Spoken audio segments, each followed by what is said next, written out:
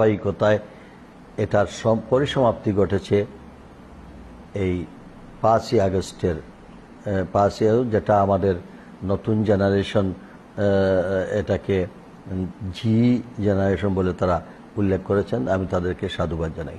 এই বৈষম্য বিরোধী আন্দোলনে আমাদের প্রিয় নেতা বিএনপির ভারপ্রাপ্ত চেয়ারম্যান জনাব তারেক রহমান সেই সুদূর এই সরকারের বিভিন্ন মামলা, নির্যাতন, শুধু তাই নয়, জিয়া পরিবারকে কিভাবে নিঃশেষ করা যায়, জাতীয়তাবাদী দলকে কিভাবে চিরতরে মুছে ফেলা যায়, সেই চেষ্টায় এই সরকার গত 17টি বছর পরিকল্পনা করে আমাদের এই দলটাকে নষ্ট করার চেষ্টা করেছিল।